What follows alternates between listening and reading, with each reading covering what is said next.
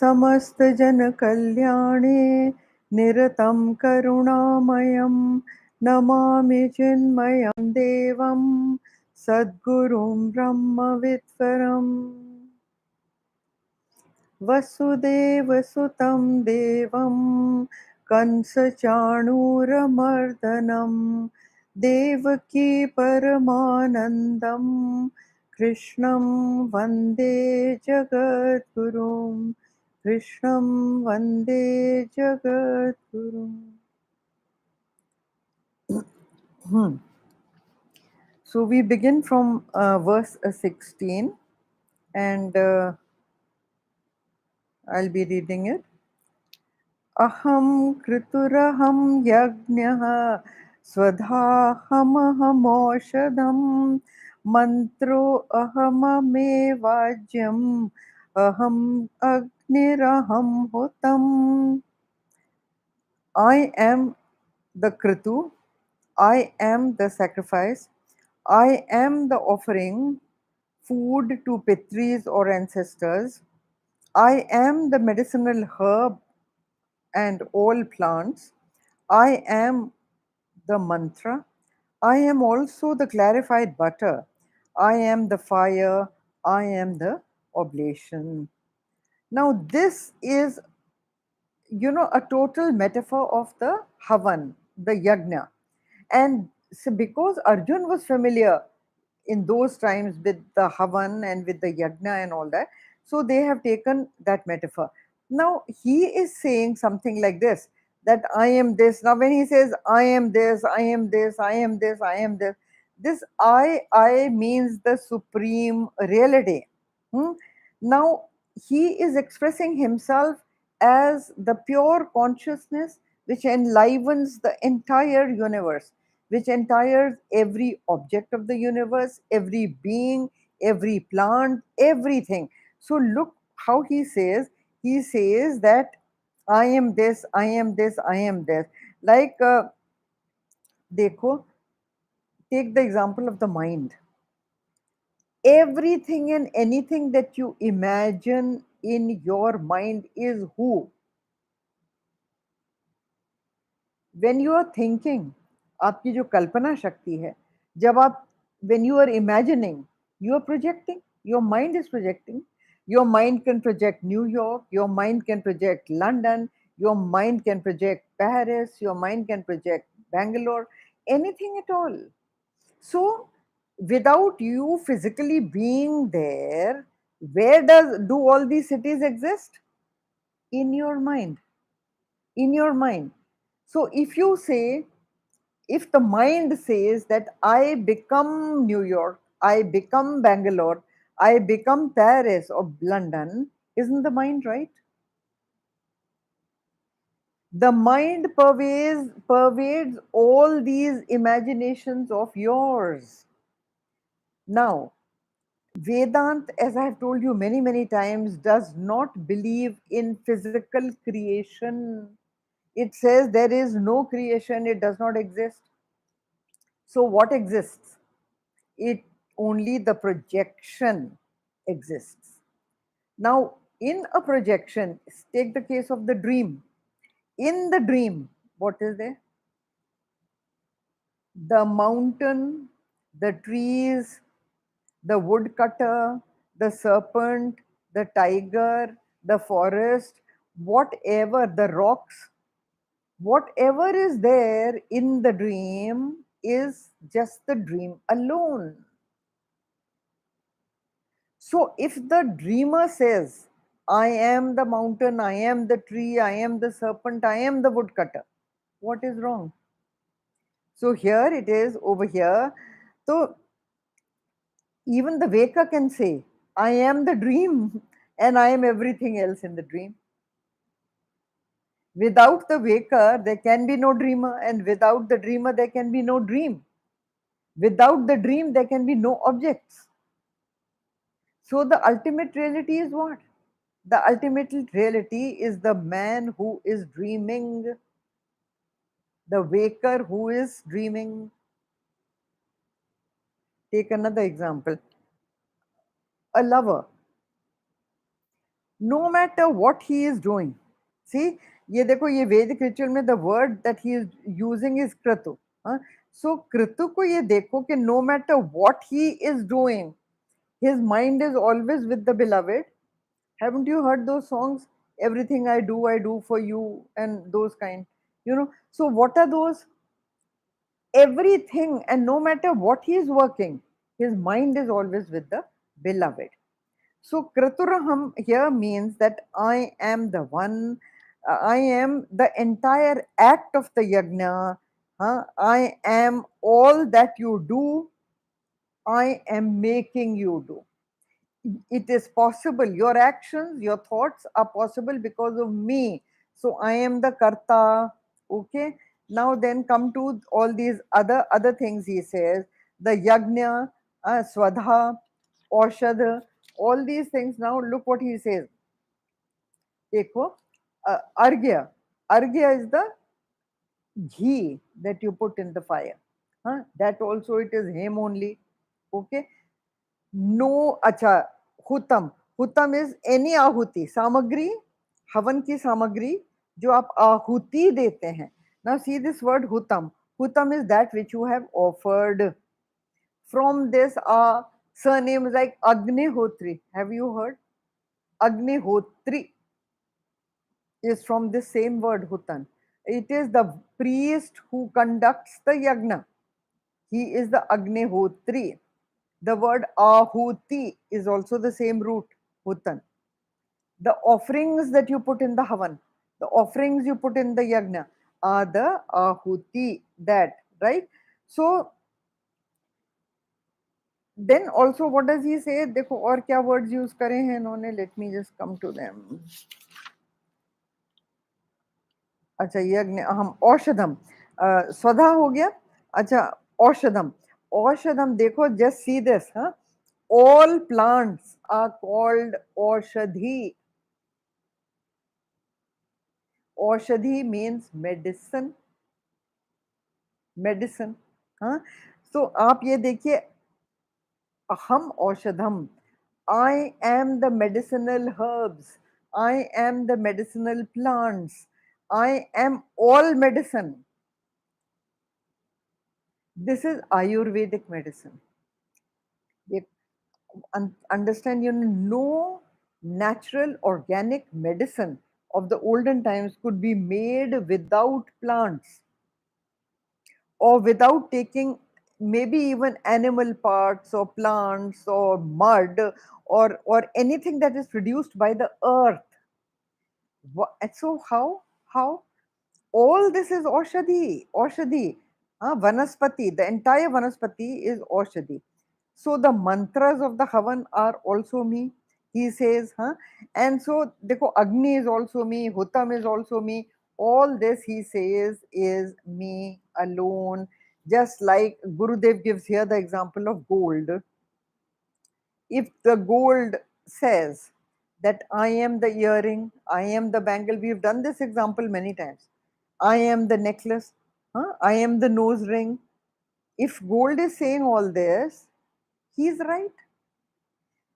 Without the substratum of the gold, without the essential material of gold, the ornament cannot be made.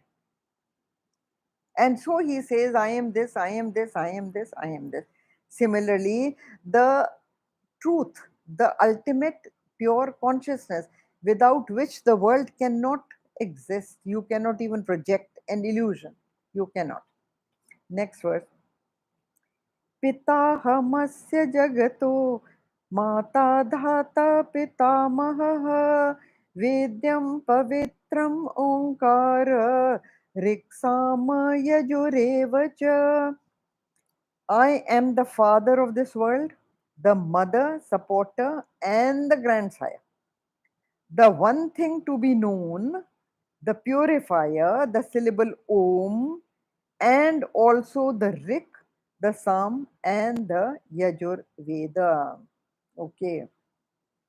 So he says, I am the father, the mother, and the grandfather of the world. Acha. So, you know, A mind that constantly dwells only at the level of the flesh asks the question, oh, so the Hindu God is a bisexual. He is a mother also and he is a father also. That is not the answer. See, understand, when you say thought, when I say I have a thought, who is the mother and father of the thought? The mind.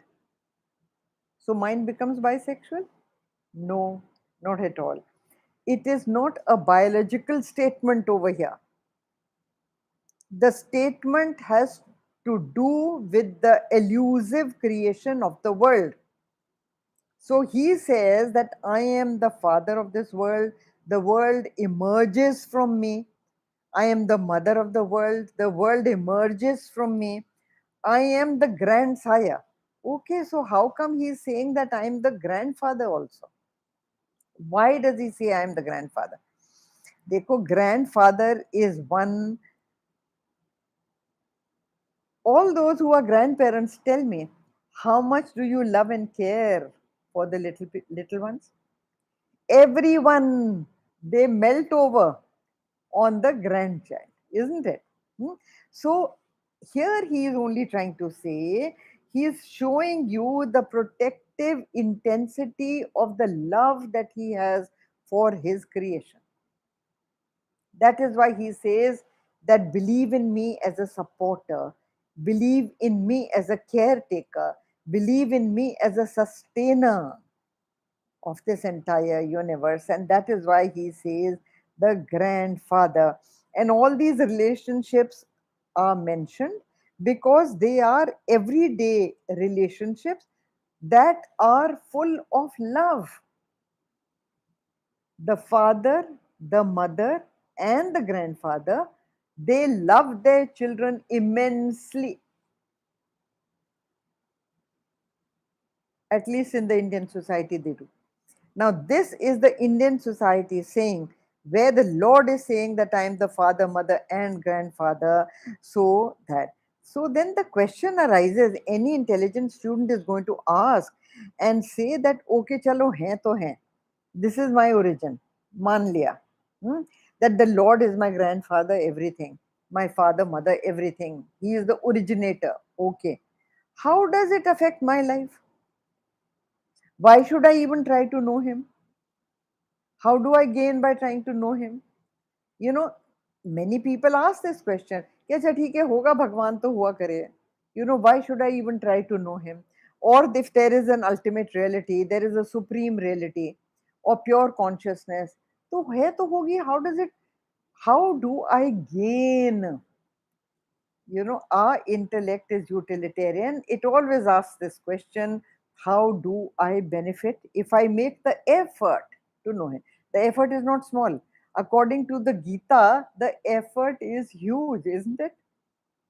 So the question the student asks is, why then should I lead a spiritual life? Why then should I discipline myself? Why then should I undergo all kind of austerities to know that supreme reality, to realize that supreme reality? Just please explain. Now also, so for stalling the question and guessing the question that the student is going to ask, he himself says, Vedyam. Very categorically, he says that I am the one thing that must be known. In the second line, see the word Vedyam, the thing to be realized. It is worth realizing, it is worth knowing. And why is it worth knowing? He says. Why is it worth knowing? He says that knowing which, this is a line from the Gita only, that knowing which everything becomes known. Okay. So what becomes known? What is that one thing which you, if you know, your entire, when he says everything becomes known, is that your perspective becomes right for all that is there in the universe. All that is worth knowing, you know. all the rest keeps happening. That also you get to know. By your doing or not doing, nothing is going to happen. Things are not going to change. They will happen by the laws of this universe. And there is a very hard law of cause and effect which will take place with you or without you. It is going to happen. So now, sir, uh, why should you get to know then? Huh? To know the self is to escape all kind of imperfections of existence. That is what Gurudev writes. To escape imperfections of existence, what are they? The pain, the sorrow, the tussle of relationships, the ongoing fights, the ongoing hurting people, the ongoing snatching of things, the ongoing, all this, you know is going to all finish because your perspective in life changes. Those things will not stop happening, huh? Don't think like that. All those things that give you dukkha will happen, but because your perspective of life has changed, they will not affect you. You will gain a bliss, a joy, a fulfillment which was not there before. You will gain a samatva, an equilibrium. You will not have the yearning and the painful yearning for that which is not with you, and that which leaves you will not leave with a sting in your mind and body. It will leave easily because you would have gone beyond it. You would have gone beyond the painful experiences. Your mind has reached a supreme bliss, which is very ready to weather all these. And that is why you need, the teacher says, you need to put in all this effort so that you go beyond the yearning before it came and the longing after it went. Hmm. Your cup will be full to the brim. The cup of joy will be full to the brim. Okay. Now see, he says that he says, I am even Onkar. Now this Onkar, you will say Onkar is the Pavitra mantra. This is the Pavitra mantra of the Vedas. Onkar depicts the supreme reality, not which is called Pranava. Now, Pranava represents not just the three states of consciousness, which is conscious, waker, dreamer, and deep sleeper. These are the three states that you and I know, right? Beyond that, we don't know any other state. But the even the Mandukya Upanishad categorically specifies on Onkar and says that there is a fourth state called the Turiya Avastha. Turiya Avastha is when you go beyond these three states and you wake up into a fourth state. The yogi wakes up into a fourth state, which is the supreme pure consciousness, which is absolutely pure, unaffected by anything. And all these four states together is called Omkara. Understand, huh? The Pranava includes a Turiya Avastha. So all these three, including the Turiya, comprises of Onkar and is the thing. Because otherwise, everything else, the seer is not the seen. Okay, so everything else is within your purview, but the Turiya is not within your purview. That is your reality. So when you say Omkar, it includes all the four. Okay. He says, and that is worth knowing. He says that is absolutely worth knowing. So Om is the absolute reality. You can call it the supreme reality, the absolute reality. Okay. Now here, notice also. that Vyasa, who is the compiler of Vedas, who is the writer of the Mahabharata, who is also the writer of the uh, Geeta, and that is why in the Stuti of the Geeta Mata, he is mentioned as uh, Vyasa Vishala Buddhi. He is a genius, absolute genius. But here he mentions the three Vedas, he does not mention the fourth Veda, which you notice over here. He does not mention Atharva Veda. Look in this verse, in the last line, he says that I am the Rik, Sam, and Yajurevacha. So I am all the Vedas, but I am not the Atharvan Veda. Why? The Atharva Veda has discussions, as Gurudev writes, on engineering and secular sciences. Those are objective sciences, they are not subjective sciences. And that is the reason he does not mention this Atharva Veda. Come to this verse. गतिर्भर्ता प्रभु साक्षी निवास शरणं सुहृत् प्रभव प्रलय स्थानं निधानं बीजम् अव्ययम्. Now, this is a very, very interesting verse because it gives you 12 arrow marks indicating the supreme state. These are 12. We'll count from here. Gati, Bharta, number 2. Number 3, Prabhu. Number 4, Sakshi. 5, Nivasa. 6, Sharanam. 7, Suhrit. Prabhava, 8. Pralaya, 9. Sthanam, 10. Nidhanam, 11. And Bijam Avyayam, 12. Now, these 12 are the various arrow marks which in meditation you can use to focus the mind on the Supreme Reality. Now, we'll take them up one by one. First, let's come to Gati. Let me read the translation.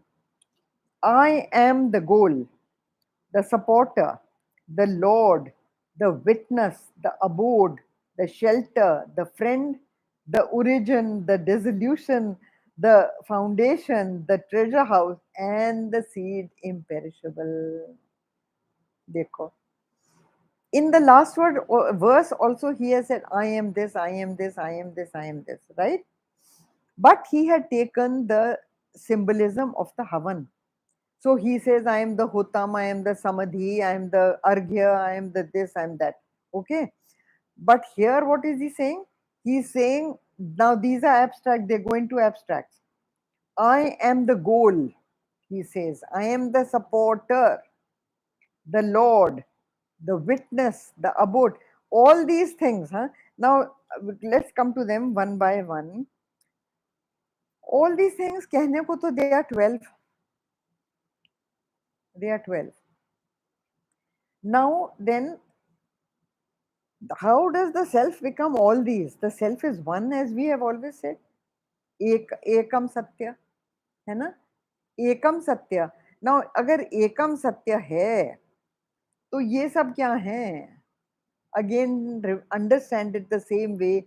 The mind being the one reality, everything projected in the dream is sustained by the mind. So the mind becomes the goal, the sustainer, the keeper, the Lord, the abode, the shelter, the friend, the everything. All these things are the mind is, therefore the dream is. Got it? The mind is, therefore the dream is. So the mind becomes all these for the dream to last. Now, it is a seeming plurality of the world, just like in the dream, there is no reality of the dream. It is a seeming plurality of the dream. Have you understood? I don't know. In the dream, there are so many different things. It is a pluralistic world projected by the one mind. So, what is the reality of the dream? That one mind. That is the supreme reality. But it projects itself as this. So he says, I am this, I am this, I am this, I am this. ठीक है? अभी लाओ, let's take them one by one. Here it is. Now, in Sanskrit, many times two things are indicated by one single word. Over here, the word gati. Gati is the same way. Gati means goal also. कहते हैं ना आपकी क्या गति होगी, means कि आप किस तरफ जा रहे हैं, वहां आपको क्या मिलेगा. What is your destination? What is your goal? That is also called gati. You have heard of sadgati? मेरी सदगति हो, है ना. तो वो भी गोल है, पर उस तक जाने का जो रास्ता है, the way is also called gati in Sanskrit. So the way as well as the goal, they are both gati. Okay. Now then, so it is here देखिए आप,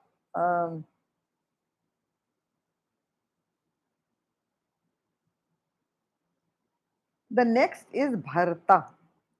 Bharta is the supporter. ठीक है, bharta is the supporter or the sustainer. हाँ. So who sustains the dream? Who supports the dream? The mind. है या नहीं? So the bharta of the dream is the mind alone, isn't it? Take another example of the desert. Gurudev gives that example. The desert. The desert is the supporter of the mirage waters. He is the sustainer of the mirage water. Isn't that so? The heat waves create this mirage, and the mirage is on sand. So the desert is the support of this illusory pond or lake or water, whatever is created by the desire. So you feel it is a reality, it looks like reality, and there is a similarity between water and that. You feel it is water, you can see it as water, but there is no water. So it is illusory. Again, the example of the example of the dream. You see a forest, but is there a forest? No. You see a tiger, is there a tiger? No. But it is so real that if you wake up from your dream, you wake up sweating and screaming. Isn't that so? Yeah. So, next one is Prabhu. He says, I am Prabhu. Prabhu is the Lord without whose orders nothing happens, right? So all the joys, the sorrows, the this, the that, they are all under him. Gurudev's example I'm giving again from the book has it, so I'm giving it. The example of electricity. The electricity does not move, but it orders movement in the fan, it orders light in the bulb, it orders coolness in the AC, it orders heat in the heater. So all these are ordered by electricity. And if he does not want it, they cannot have any potency. So electricity is what? If electricity says, I am the Prabhu, he is the Prabhu.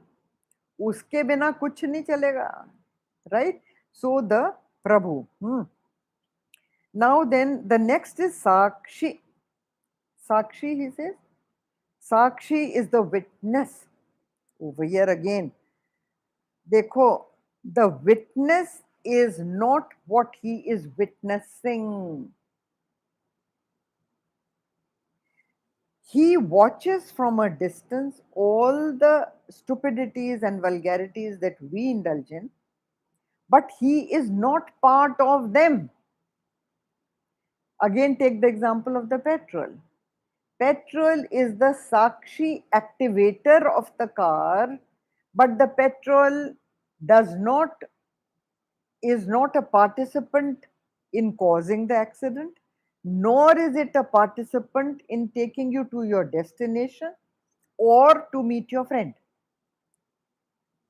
This is true that it is the Prabhu of the car. Hai ya nahi? Without its order, without its support, without its power, the car will not move. But all the other things you cannot blame the petrol for. So the petrol is the Sakshi, and here, no matter whatever stupidities we do in the world, whether we goof up our lives or we take our lives to a beautiful end and a great fulfillment, the pure Lord who enables you to do these things is just the Sakshi Chaitanya. Without him, you cannot do, but you cannot blame him. लोग कहते हैं ना, why is the Lord unfair to me? The Lord is partial to someone else. He is not an impartial Lord. Because something is happening to you, he is allowing it to happen. He is lending the power to the person to do it to you, but he himself is not doing anything. He is the unmoving reality that causes the movement.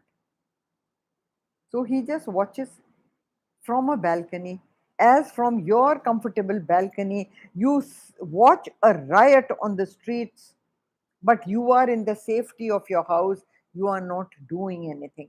So that is Sakshi. You are the uninterested witness of the what is happening in the world. The next is Nivasah. Nivasah means abode. Okay. Now, the abode does not here mean, actually, really does not mean the residence or the house, which generally people translate it as, but it is the base on which everything is projected. As again, Gurudev's example, I'm using his examples because they are the best examples. Nobody can give an example better than Gurudev.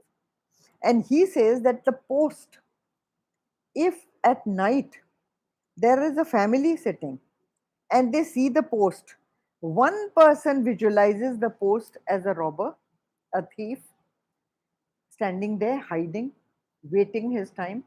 The other person visualizes it as only a tree branch. He says, no, no, this is a tree, and it is the branch which is what you are looking at as the arm of the man. No, no, this is just the branch of the tree. The third person, sees that post as a sari clad woman, and the arm of the post is like the pallu of a sari, right? So each one is projecting his something on the post. What is the abode of all these projections? The woman with the sari, the thief, the robber, and the tree.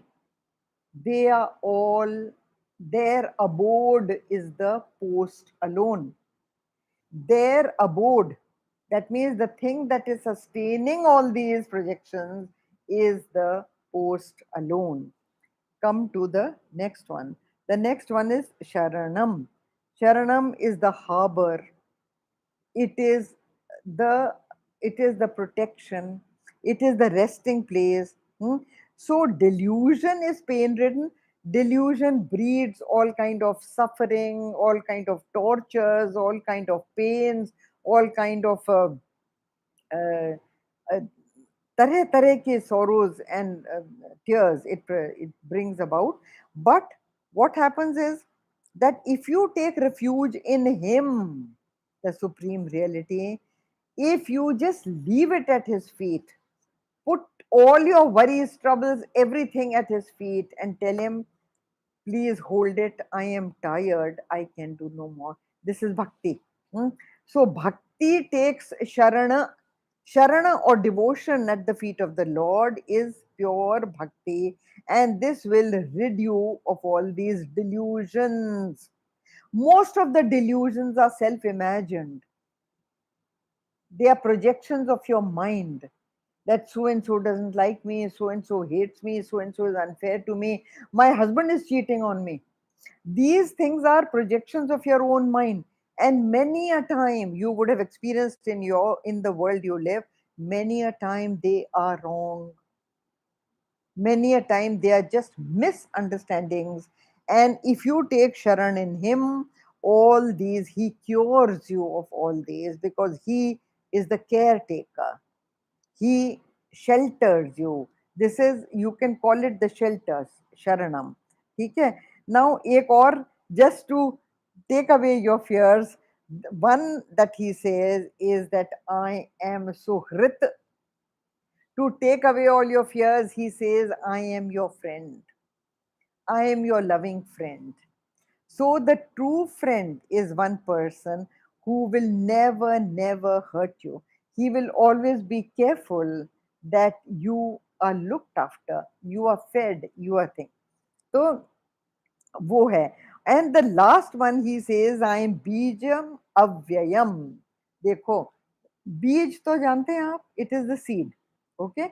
Now the seed, when it becomes a plant, the seed is destroyed, isn't it? So he complements bijam with the word avyayam. Avyayam means that which cannot be destroyed, which cannot be spent, which cannot be finished. So this is the seed from which the entire universe or the sansar emerges, but the seed is immutable.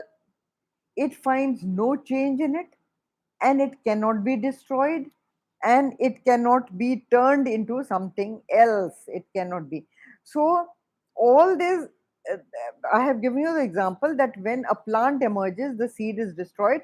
This seed, he says, I am the seed. So he is the seed, but the seed remains even when from it is projected the entire universe, and the world of change is projected from a changeless substratum. ठीक है? So you must know this, and once you achieve this state that I am that supreme reality, I am not all these sufferings and all these projections, you attain a Brahmakar vritti. When you attain a Brahmakar vritti, you become him. To realize him is to become him.